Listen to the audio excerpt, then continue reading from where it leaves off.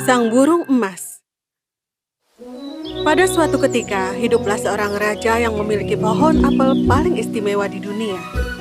Pohon itu menghasilkan apel emas. Setiap hari tukang kebun akan menghitung apel-apel dan menyerahkan pada sang raja. Sebuah apel telah hilang. Sang raja sangat marah ketika tukang kebun memberitahu tentang apel yang hilang.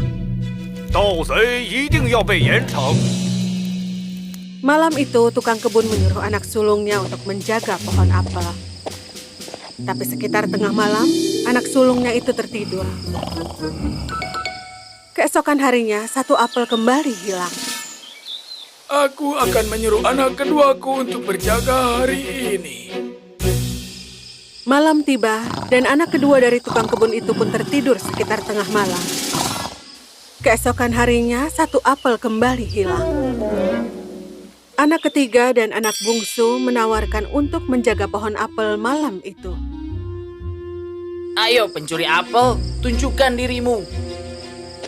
Saat jam menunjukkan pukul 12, dia mendengar suara di udara. Dan seekor burung terbang terbuat dari emas murni. Dan dia menggigit satu apel dengan paruhnya. Anak tukang kebun itu pun bangun dan menembakkan panah ke arah burung. Tapi panah itu tidak melukai sang burung, hanya menjatuhkan bulu emas dari ekornya dan kemudian terbang pergi. Bulu emas itu dibawa kepada sang raja di pagi harinya dan memanggil para dewan. Semua setuju bahwa itu lebih berharga dari kekayaan kerajaan. 一只羽毛对我没什么用，我要整只鸟。有哪个勇敢的人能去把金鸟带来给我？ Anak sulung tukang kebun mengajukan diri untuk mencoba. 很好， Anak sulung itu pun berangkat untuk menemukan burung emas. Dan ketika dia tiba di hutan, di sisi hutan dia melihat seekor rubah yang sedang duduk. Lalu dia mengambil busurnya untuk memanah. Jangan tembak aku, karena aku akan memberi nasihat baik. Aku tahu apa keperluanmu, bahwa kau ingin menemukan burung emas itu. Lalu, dengarkan aku. Kau akan sampai di pedesaan malam hari. Kau akan melihat penginapan yang berseberangan. Salah satunya sangat nyaman dan indah untuk dilihat. Yang satunya lagi sangat lusuh untuk dilihat. Pilih yang lusuh untuk beristirahat malam ini. Namun anak itu berpikir, apa yang bisa dilakukan hewan buas tentang hal ini? Dia menembakkan anak panahnya ke arah rubah itu, tapi meleset, dan sang rubah lari ke hutan. Kemudian dia pergi dan datang ke desa tempat kedua penginapan itu berada. Di salah satunya ada orang-orang bernyanyi, menari, dan berpesta. Tapi yang satunya terlihat kotor dan jorok. Dia berpikir sendiri. Aku pasti bodoh jika aku pergi ke tempat kumuh itu. Lalu dia pergi ke rumah yang ramai, makan dan minum dengan tenang, dan melupakan burung itu dan juga negaranya. Waktu berlalu, dan karena sang putra sulung tidak kembali, putra kedua akhirnya berangkat, dan hal yang sama terjadi padanya. Dia bertemu rubah, diberi nasihat olehnya, tapi ketika dia datang ke dua penginapan, kakak sulungnya memanggil dari penginapan yang indah. Lalu dia pergi ke situ dan melupakan burung emas dan negaranya dengan cara yang sama. Waktu berlalu lagi, dan putra bungsu ingin mencari burung emas itu juga. Kumohon ayah, biarkan aku pergi. Tapi ayahnya merasa takut. Aku sudah kehilangan dua anakku. Tapi ayah tidak akan kehilanganku. Percayalah. Akhirnya tukang kebun itu setuju. Dan saat sampai di hutan, dia bertemu dengan rubah dan mendengar nasihat yang sama. Pergi ke rumah yang kumuh jika kau ingin menemukan burung emas itu. Terima kasih rubah yang bijak. Duduk di ekorku. Kau akan lebih cepat sampai. Lalu mereka tiba di desa. Anak itu pergi ke rumah yang kumuh dan beristirahat di sana sepanjang malam. Pagi harinya, rubah itu datang kembali dengan nasihat baik lainnya. Sekarang maju terus sampai kau tiba di istana. Di sana ada banyak tentara yang tertidur lelap. Kau abaikan mereka. Pergi ke dalam istana dan kau akan temukan ruangan di mana burung emas duduk di dalam sangkar kayu. Di dekatnya ada sebuah sangkar emas yang indah. Tapi jangan coba untuk menukar sangkar. Jika tidak, kau akan menyesalinya. Kemudian rubah itu merenggangkan ekornya lagi. Dan anak itu duduk kembali di ekornya, lalu tiba di gerbang istana. Lalu anak itu masuk dan menemukan ruangan seperti yang diceritakan sang rubah padanya. Ini akan sangat lucu membawa seekor burung indah di sebuah sangkar yang lusuh. Tapi segera setelah dia membuka pintu untuk menukar sangkar, burung itu mengeluarkan teriakan keras yang membangunkan prajurit yang sedang tidur. Dia dibawa ke penjara. Dan keesokan harinya dia dibawa ke pengadilan. Dan semuanya setuju untuk memvonisnya dengan hukuman mati. Oh, raja yang baik, tolong ampunilah aku.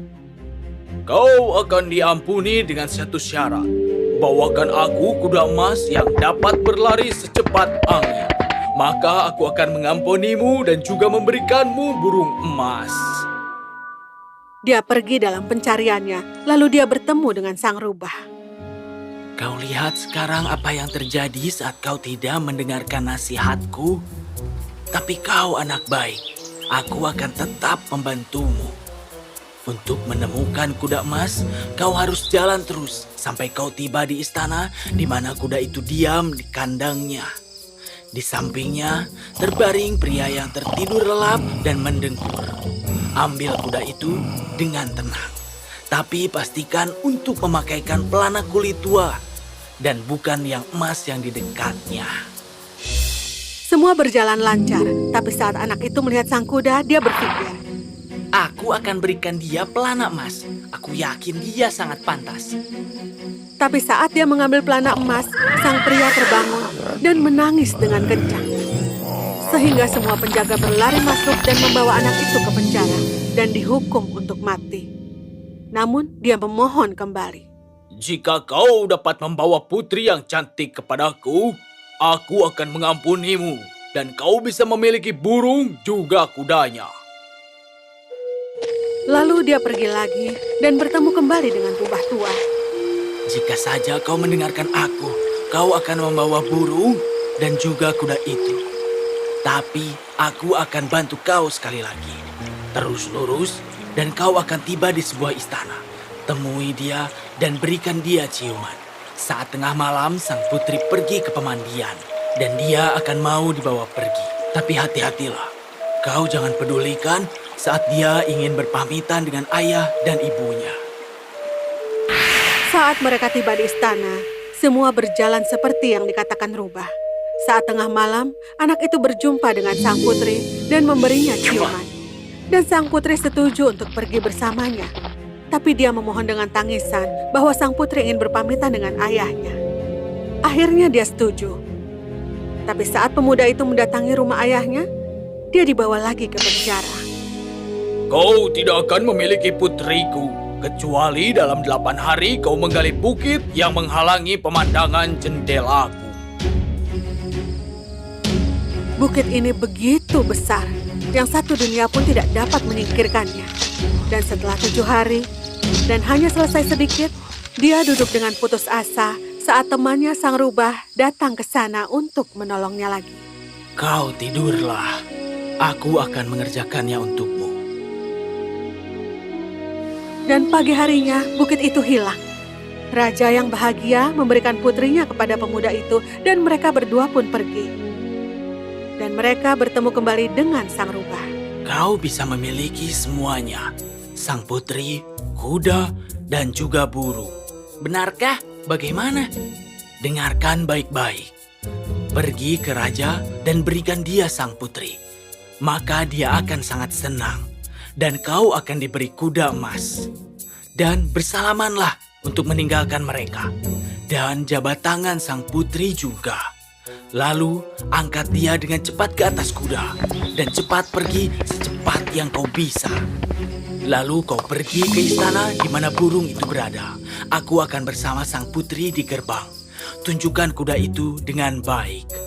Dan raja akan membawakan burung itu. Dan katakan bahwa kau ingin melihatnya. Untuk melihat apa itu benar burung emas atau bukan. Dan ketika itu ada di tanganmu, kau pergilah. Semua berjalan seperti rencana. Terima kasih temanku untuk nasihat baikmu. Aku berhutang padamu. Jika begitu, maka tolong bunuhlah aku. Apa? Aku tidak akan melakukan itu. Kau adalah temanku. Baiklah, itu keinginanmu. Tapi akan kuberikan nasihat yang baik. Hati-hati dengan dua hal di perjalanan pulang. Jangan pedulikan orang yang akan digantung. Dan jangan duduk di sisi sungai. Dia pergi bersama sang putri, sampai akhirnya tiba di desa di mana dia meninggalkan dua saudaranya. Dan di sana dia mendengar suara berisik dan kegaduhan.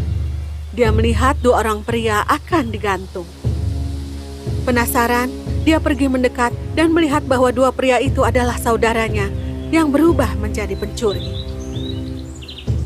Ambillah semua uangku ini, tapi ampunilah kakak-kakakku.